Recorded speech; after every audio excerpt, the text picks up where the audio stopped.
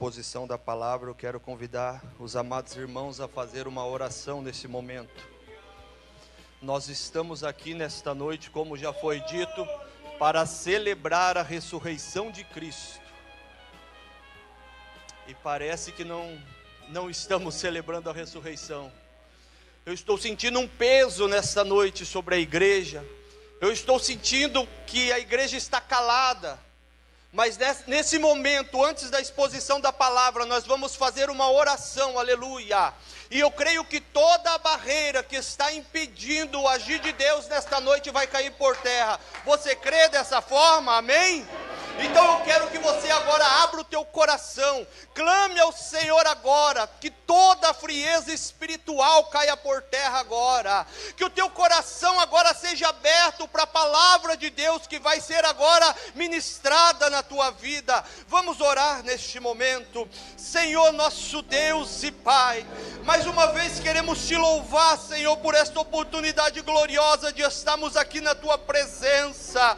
Nesta noite, Senhor, celebramos, ó Pai, nesta data, a ressurreição do teu Filho Jesus Cristo, e a tua palavra nos diz que se ele não tivesse ressuscitado, a tua palavra pregada por nós é vã, a nossa fé é vã, a nossa esperança é vã, mas nós cremos, Senhor, na ressurreição do teu Filho, e nesta noite, Senhor, o nosso coração se alegra, nesta noite, Senhor, a tua igreja se alegra, e neste momento, Senhor, toda a frieza espiritual vai cair por terra, toda a barreira, Senhor, meu Deus, que está impedindo, Senhor, este coração de se abrir agora, quebra, Senhor, neste momento, quebra, Senhor, este coração endurecido, tira agora, Senhor, toda a preocupação que tem levado esta mente para longe, e traz cativa esta mente agora a tua palavra, é o que nós te pedimos agora,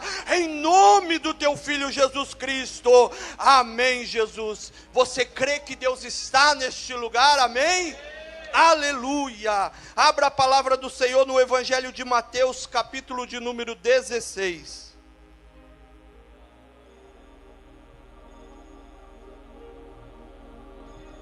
Evangelho de Mateus, capítulo de número 16. Aleluia. Eu creio que Deus tem uma palavra poderosa aos nossos corações. O irmão Jefferson foi muito feliz aqui nesta noite quando ele disse que muitas vezes nós celebramos a ressurreição de Cristo, mas não entendemos a implicação que ela traz nas nossas vidas. Não entendemos o poder da sua ressurreição nas nossas vidas. Muitas vezes não entendemos nem quem é Jesus, aquele que ressuscitou. Mas nesta noite eu creio que o Espírito Santo de Deus preparou esta noite para trazer luz não somente à nossa mente, mas também ao nosso coração, para que nós possamos sair daqui desta noite celebrando, porque Ele ressuscitou, e porque Ele ressuscitou nós temos esperança. Aleluia. Evangelho de Mateus, capítulo de número 16, do versículo 13 em diante. A minha versão é a NVI, e a palavra do Senhor vai nos dizer assim: chegando Jesus à região de Cesareia de Filipe, perguntou aos seus discípulos: quem os homens dizem que o Filho do Homem é? Eles responderam: alguns dizem que é João Batista, outros Elias, e ainda outros Jeremias ou um dos profetas. E vocês? Perguntou ele. Quem vocês dizem que eu sou? Simão Pedro respondeu: tu és o Cristo, o Filho do Deus vivo. Respondeu Jesus: feliz é você, Simão, filho de Jonas, porque isto não lhe foi revelado por carne ou sangue, mas por meu Pai que está nos céus. E eu lhe digo que você é Pedro, e sobre esta pedra edificarei a minha igreja, e as portas do Hades não poderão vencê-la. Podeis assentar na presença do Senhor. Aleluia, que palavra maravilhosa. Esse texto, ele é alvo de muitas discussões teológicas, Mas hoje aqui eu não quero bancar o apologeta e tentar trazer uma defesa de uma posição ou de outra, mas eu quero olhar para esse texto nesta noite com a seguinte pergunta que o Senhor colocou no meu coração e eu quero transmitir a você nesta noite. Quem é Jesus? Muitas vezes nós nos questionamos e temos sempre uma resposta pronta. Puder diminuir um pouquinho o retorno, tá bem alto aqui. E temos sempre uma resposta pronta nos lábios. Ah, Jesus é o Filho de Deus. Ah, Jesus é o meu Salvador. Todos temos sempre uma resposta de quem é Jesus. Jesus está aqui fazendo esta pesquisa agora com os seus discípulos. E ele está perguntando: quem os homens dizem que eu sou? E depois ele pergunta aos seus discípulos: e vós? Quem dizeis vós que eu sou? Existem muitas disciplinas na fé cristã. Existem algumas que são chamadas de secundárias, algumas doutrinas, e outras que são chamadas de essenciais para a nossa fé. E eu gosto muito de uma frase do Dr. Richard Baxter, que ele diz que nas verdades fundamentais nós devemos ter unidade, nas questões secundárias, liberdade, mas em todas nós devemos ter caridade e amor. Existem doutrinas que são essenciais para a nossa fé, doutrinas que são inegociáveis, que nós não podemos abrir mão, e uma dessas doutrinas diz respeito à pessoa e à obra de Jesus Cristo. E muitas vezes nós temos nos deixado levar por um Jesus que tem sido anunciado na mídia. Ainda essa semana eu conversava com algumas pessoas e elas me faziam algumas perguntas porque assistiram uma determinada novela que falava de Jesus, que trazia alguns aspectos de Jesus, e essas pessoas me questionavam: mas e isso é verdade? E aquilo é verdade? E isso muito entristece o meu coração, porque nós temos vivido em um tempo onde as pessoas querem conhecer um Jesus que é anunciado na TV, onde as pessoas vivem e colocam a sua fé em um Jesus que é pregado por pessoas que eles sequer conhecem. Quando a palavra do Senhor nos traz a revelação de quem é Jesus. E muitas vezes temos gastado a nossa vida, corrido atrás e depositado a nossa fé em um Jesus imaginário. Temos depositado a nossa esperança em um Jesus imaginário. Existem muitas posições a respeito de Jesus, mas nem sempre elas vão refletir o verdadeiro Jesus da Bíblia. E nós precisamos tomar cuidado, porque a nossa vida, e não a vida física, mas a vida eterna, depende deste conhecimento de quem é Jesus. Por isso, Jesus está preocupado.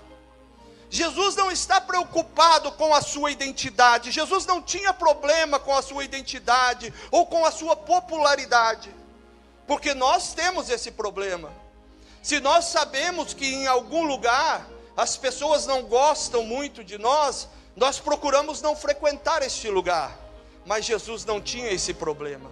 Tanto é que ele entra em Samaria, e ele, sabendo que os samaritanos não gostavam dos judeus, mas ele entra porque o amor às almas falou mais alto, porque a compaixão o moveu a chegar até aquele lugar, porque ele sabia da necessidade que havia naquele lugar.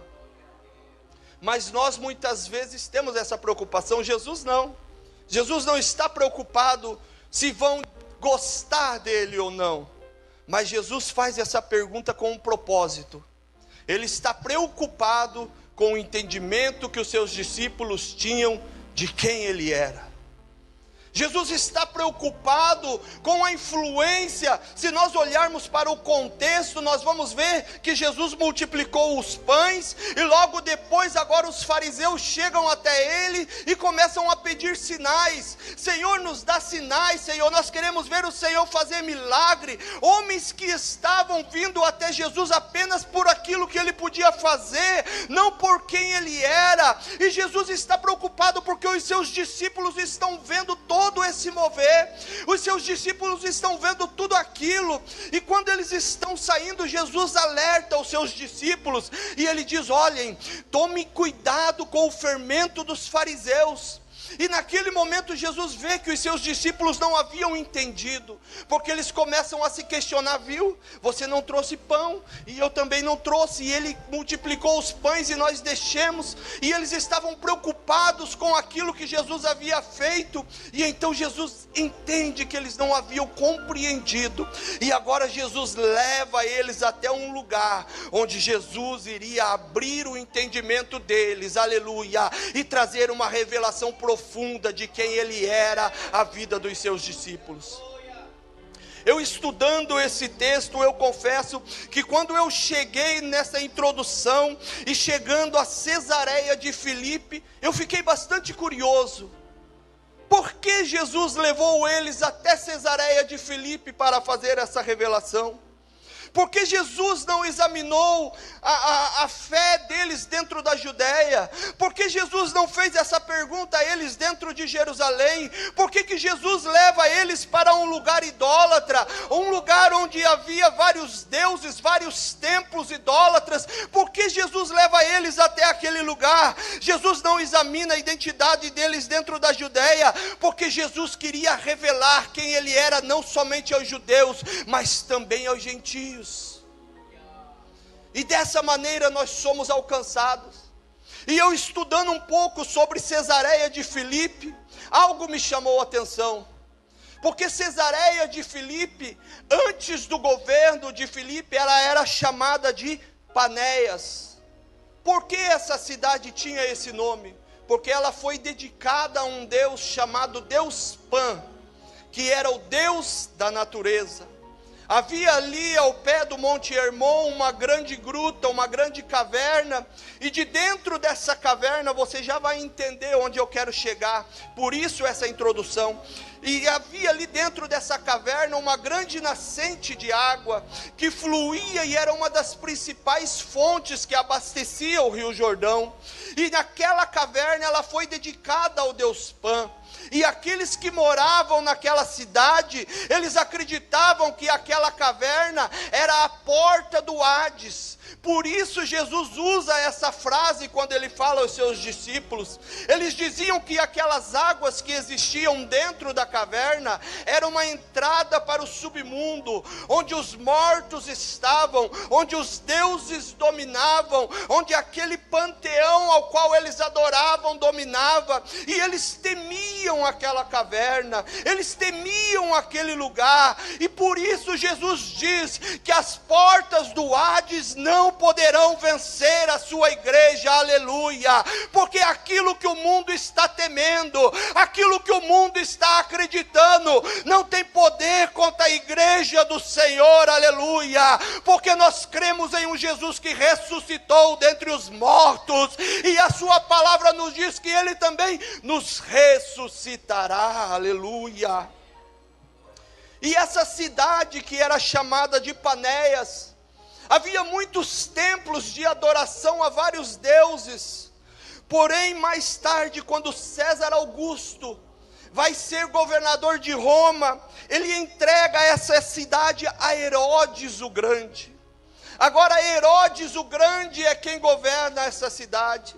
E ele agora, para agradecer a César Augusto, ele constrói um templo em adoração a César Augusto. Ele constrói um templo onde todos iriam adorar agora o imperador romano.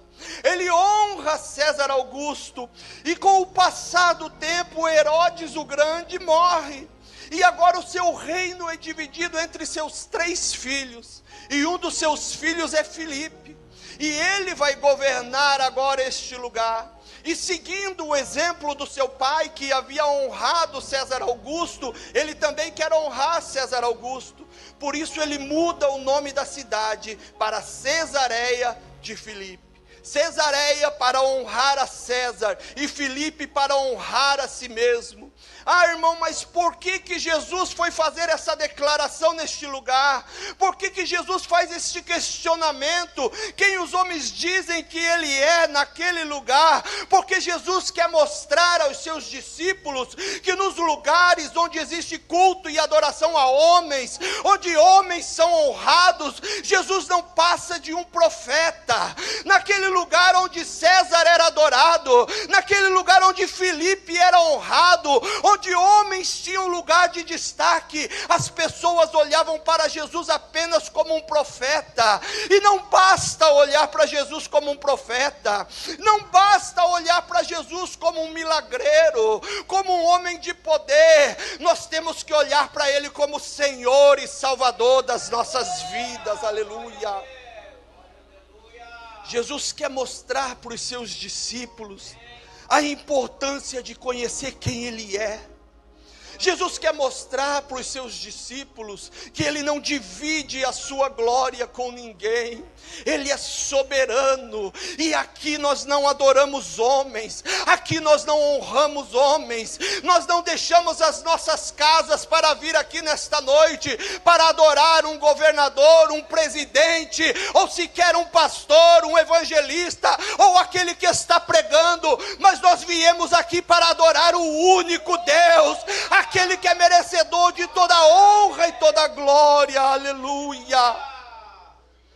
Aqueles homens não pensavam mal de Jesus.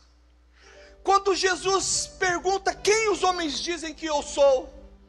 Eles falam: eles dizem que tu és João Batista. Outros dizem: tu és Elias. Outros, Jeremias ou um dos profetas. Eles não pensavam mal de Jesus. Quem conhece um pouco da cultura judaica sabe que esses profetas eram profetas honrados, profetas de renome naquele lugar, profetas que mereciam respeito. Então, quando eles olham para Jesus, eles não estão falando mal de Jesus, eles estão dizendo: não, Ele é um bom mestre, Ele tem poder de fazer sinais como Elias, Ele tem uma palavra de repreensão como João Batista, Ele é um homem que se compadece, é um homem que chora pelo seu povo, como Jeremias, Ele é um profeta.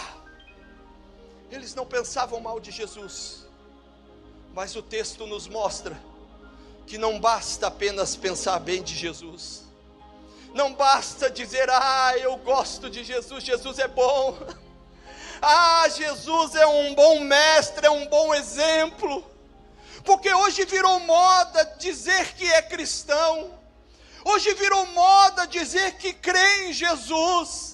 Hoje até aqueles que nunca ouviram falar, nunca meditaram na palavra do Senhor, estão comemorando a ressurreição de Cristo, sem sequer conhecer a sua história, sem sequer saber por que Ele morreu e ressuscitou. Não basta eu vir à igreja todos os domingos, e levantar a minha mão e dizer glória a Deus. Não basta eu dizer: não, eu gosto do culto dos crentes. Não basta eu dizer: eu gosto da palavra do pastor Júlio, quando ele prega, isso me traz uma alegria no meu coração. Nós precisamos reconhecer que nós necessitamos de um Salvador, aleluia. E foi por isso que Jesus veio a este mundo, morreu naquela cruz e ressuscitou, porque nós não tínhamos esperança. A palavra do Senhor nos diz que estávamos mortos em nossos pecados e delitos, mas Ele se entregou em nosso lugar, aleluia. E hoje nós estamos aqui porque Ele ressuscitou, porque Ele está vivo, aleluia. E a sua palavra nos faz uma promessa, que aquele Espírito que ressuscitou a Jesus Cristo, também nos ressuscitará no grande dia do Senhor, aleluia. Mas Jesus pergunta aos seus discípulos: e vós, quem dizeis que eu sou? E eu quero te fazer essa pergunta mais uma vez: quem é Jesus para você? Porque essa pergunta, ela é muito importante para as nossas vidas como indivíduo. Ela é muito importante para a tua vida. Ela pode garantir a tua salvação, como ela pode te colocar no inferno. Então eu quero te levar a refletir nesta noite: quem é Jesus para você? Será que Jesus é só um milagreiro? Será que Jesus é só aquele que me tirou das drogas e me libertou do crime, que me tirou da cadeia, que me deu uma família? Será que é só isso que é Jesus? O apóstolo Paulo em Coríntios, depois que diz que a nossa esperança está em Jesus Cristo e na sua ressurreição, ele vai dizer que se nós esperamos em Jesus apenas neste mundo, nós somos o mais miserável de todos os homens. A nossa esperança não está nas coisas deste mundo. A nossa esperança em Jesus não está numa casa rica, não está numa vida abastada, não está num carro novo, mas a minha esperança está em receber o corpo glorificado, em passar a eternidade com Ele, adorando e bendizendo o santo nome do Senhor, aleluia. Mas talvez você esteja se perguntando: como eu sei que eu conheço Jesus? Você só está falando de conhecer Jesus, mas como eu sei? 1 João capítulo 2, versículo 3 e 4, a palavra do Senhor vai nos dizer assim: e nisto sabemos que o conhecemos, se guardamos os seus mandamentos. Aquele que diz, eu conheço, e não guarda os seus mandamentos, é mentiroso, e nele não está a verdade. Muitos dizem que conhecem a Jesus. Muitos cresceram em um lar cristão. Eu já fui evangelizar muita gente que disse, não irmão, eu cresci ouvindo sobre Jesus, o meu pai, minha mãe era pastor, eu conheço Jesus, mas vive uma vida desregrada, vive uma vida como se Jesus não existisse. Eu creio que o pior dos ateus é aquele que é chamado de ateu prático, aquele que diz, eu creio em Jesus, eu conheço Jesus, mas vive como se Ele não existisse. Vive sem se preocupar com a vida eterna, vive sem se preocupar com o amanhã, mas a palavra do Senhor nos diz que um dia chegará, aleluia, em que o Senhor virá sobre as nuvens, e Ele vai separar os bodes das ovelhas, e aqueles que creram nele, e o receberam como Senhor, aleluia, entrarão para a vida eterna, mas aqueles que não creram nele, estarão definitivamente perdidos, e entrarão no juízo eterno. E isso muito preocupa o meu coração. Por isso eu digo que nós precisamos entender quem é Jesus e viver uma vida transformada, porque é impossível eu dizer que conheço Jesus e não ter uma transformação de vida. É impossível eu dizer que conheço Jesus e continuo na mesma prática de pecado. É impossível eu dizer que conheço a Jesus e continuo traindo a minha esposa. É impossível eu dizer que conheço a Jesus e continuo mentindo no meu trabalho. É impossível eu dizer que conheço a Jesus e continuo roubando.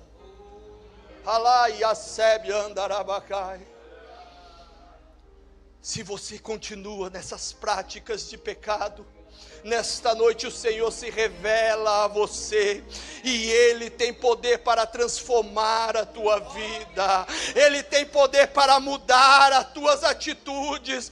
Basta você abrir o teu coração nesta noite e dizer, Senhor, eu quero te conhecer, eis-me aqui, Senhor, eis-me aqui, Senhor, muda a minha vida nesta noite, aleluia. É impossível conhecer a Jesus e não ter uma mudança de vida.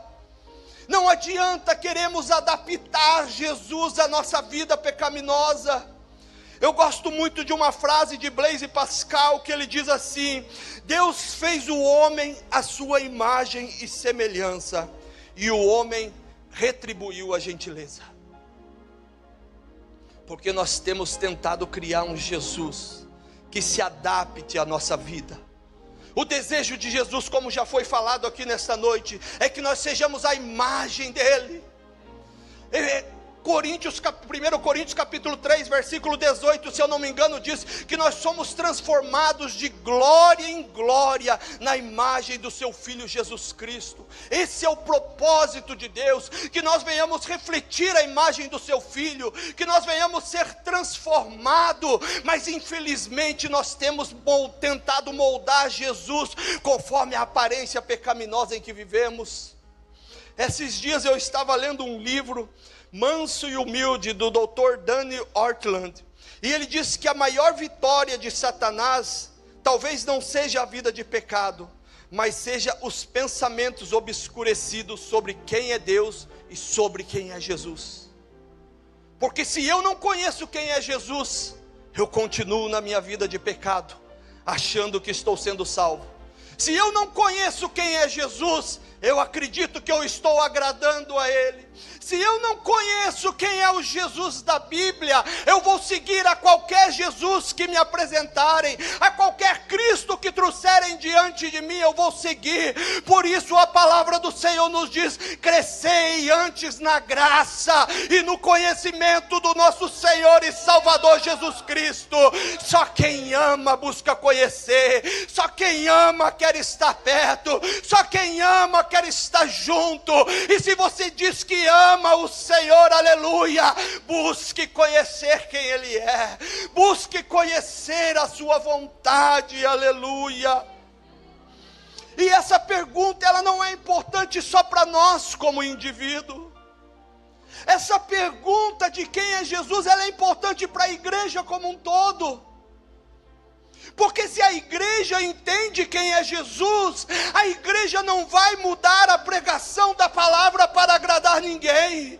Se a igreja entende quem é Jesus, a igreja não vai colocar homens em lugares de honra e adorá-los como Deus. Se a igreja entende quem é Jesus, ela não vai se adaptar aos moldes desse mundo. Se a igreja entende quem é Jesus, ela vai servir somente a Ele, porque Ele é o único Senhor e Salvador, aleluia. Infelizmente existem igrejas que têm se adaptado a este mundo, igrejas que têm Jesus para todos os gostos. Ah, se você é hippie, vem para cá, nós temos um Jesus hippie aqui. Ah, se você não gosta do reteté, você não gosta dos dons espirituais, vem para cá, nós temos um Jesus para você. Ah, se você é homossexual, também não tem problema, nós temos um Jesus aqui também que te aceita dessa forma. Mas nós estamos aqui nesta noite, aleluia, não para agradar o mundo. Nós estamos aqui nesta noite não para ser conformados com este mundo, mas para ser renovados pelo poder da palavra de Deus, que nos transforma, aleluia, que arranca todo o pecado, que arranca toda a injustiça. Jesus não morreu para que nós continuássemos da mesma forma, mas Ele morreu para que eu e você tivéssemos vida. E esta vida não é essa vida do mundo, não, mas é uma vida santa, uma vida de justiça, uma vida guiada pelo Espírito Santo de Deus, aleluia. E eu acho maravilhoso que quando Jesus pergunta para Pedro, Jesus está fazendo esta pesquisa, ele pergunta: e os homens? Ah, os homens dizem isso, dizem aquilo, tu és um profeta, eles te querem bem, Senhor. Mas Jesus olha para eles e diz: o mundo não entendeu, isso eu esperava. O mundo não me conhece, isso eu já sei. Mas e vocês que estão comigo? Quem vocês dizem que eu sou? Eu imagino um olhando para o outro com medo de responder. De repente Pedro se levanta e diz: tu és o Cristo, o Filho do Deus vivo, aleluia. Jesus olha para Pedro e diz: bem-aventurado, feliz é você, Pedro, porque não foi carne ou sangue quem te revelou, mas foi o Espírito de Deus, aleluia. Então, se você quer conhecer a Jesus nesta noite, peça para o Espírito Santo te revelar, peça para Ele abrir o teu coração, e você vai conhecer quem é Jesus. Você vai abrir a palavra do Senhor e Ele vai te ensinar, Ele vai iluminar a sua mente, Ele vai iluminar o seu coração. Você não vai mais ser enganado, porque a palavra do Senhor, ela nos diz em Mateus 24, no sermão escatológico de Jesus, Ele vai dizer: porque surgirão falsos cristos e falsos profetas, e farão grandes sinais e prodígios, que se possível fora, enganaria até os escolhidos. Muitos cristos têm surgido por aí, mas nenhum deles tem poder de nos salvar. Nenhum deles tem poder de transformar a nossa vida.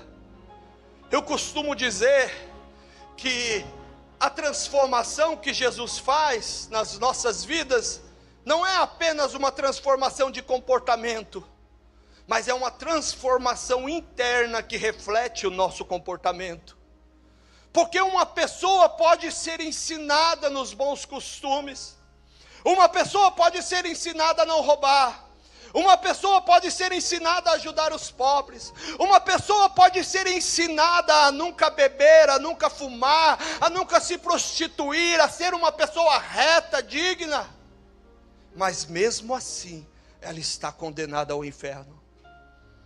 Porque o apóstolo Paulo diz na sua carta aos Romanos que todos eram inimigos de Deus, todos estavam separados de Deus, não havia homem, não havia mulher, ninguém que buscasse a Deus, mas o próprio Deus, aleluia, entregou o seu Filho Jesus Cristo naquela cruz do Calvário, para reconciliar eu e você com Ele, aleluia. E por causa que Jesus se entregou naquela cruz, hoje nós temos vida, hoje nós temos esperança, hoje nós temos uma vida transformada, bendito é o nome do Senhor.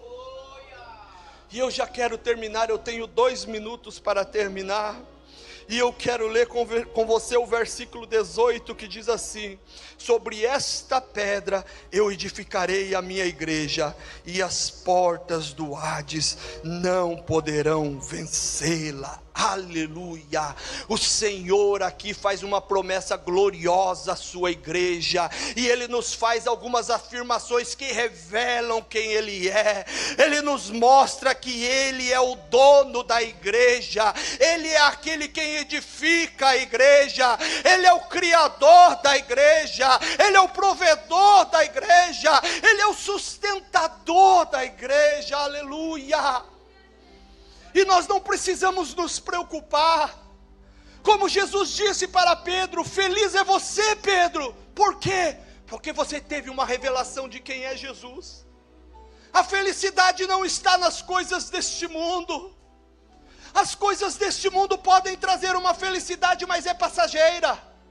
O dinheiro pode trazer felicidade, mas se o dinheiro acabar, minha felicidade acaba.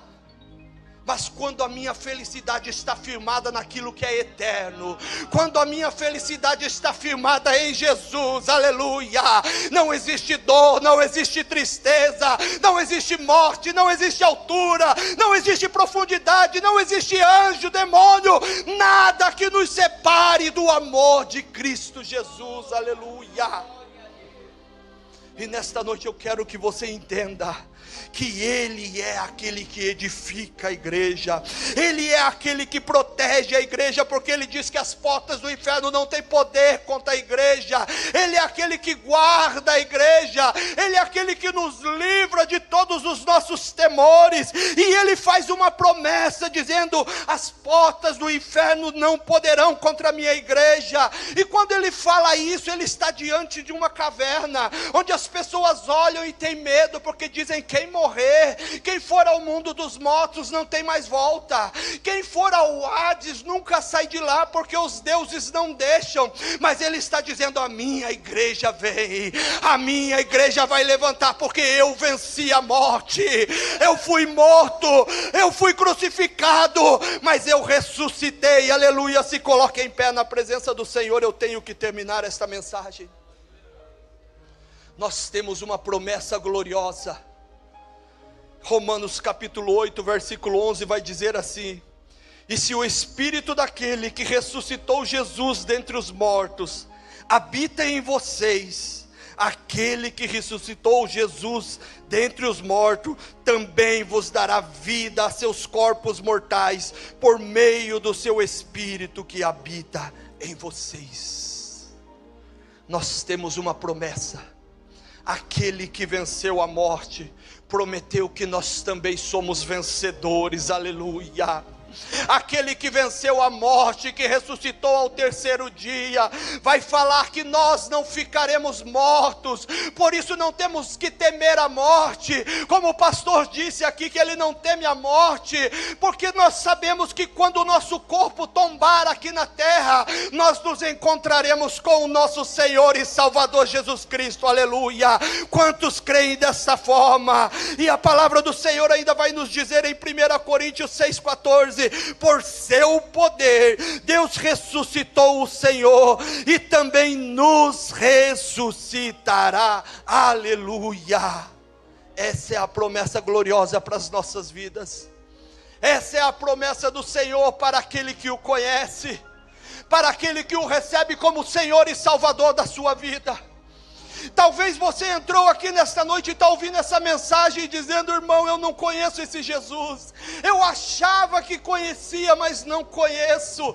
Mas hoje o Senhor está abrindo essa oportunidade para você, e eu quero ser bem breve aqui, porque o meu tempo já se acabou. Existe alguém aqui que deseja entregar a sua vida a Jesus nesta noite? Se você deseja conhecer esse Jesus, vem aqui na frente, nós estaremos orando por você neste momento. Vem aqui entregar a sua vida a Jesus e poder desfrutar dessa promessa da vida eterna. A Páscoa, ela nos traz a lembrança de que aquele Jesus que ressuscitou, que venceu a morte, um dia voltará, aleluia.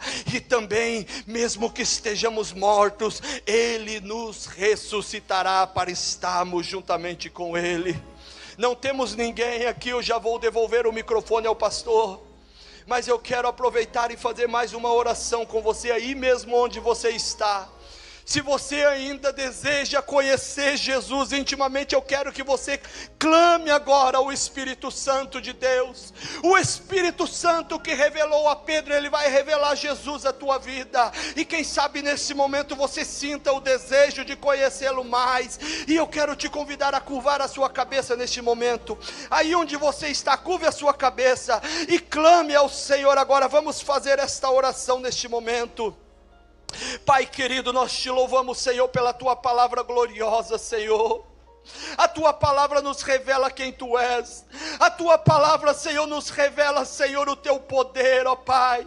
Aquele que venceu a morte, aquele, Senhor, que edifica a igreja, aquele que nos guarda, Senhor, e que nos dá a esperança de um dia estarmos na eternidade contigo. Pai bendito, eu te peço nesta noite, que o Senhor venha estar abrindo o coração, ó Pai, de cada irmão, de cada irmã aqui nesta noite, que todos, Senhor, possam te conhecer cada dia mais. Acende, Senhor, a chama, o desejo, Senhor, pela tua palavra, de te buscar a cada dia mais e saber quem tu és, porque sabemos que a nossa vida depende disso, Senhor, de te receber como Senhor e Salvador das nossas vidas. Abençoa, Pai querido, a vida da Belinha que está aqui na frente. Derrama a tua graça, a tua unção. Se revela cada dia mais na vida dela e através da vida dela. Que todos possam olhar e ver a tua imagem manifesta através da sua vida. É a nossa oração nesta noite, em nome do teu Filho Jesus Cristo. Amém.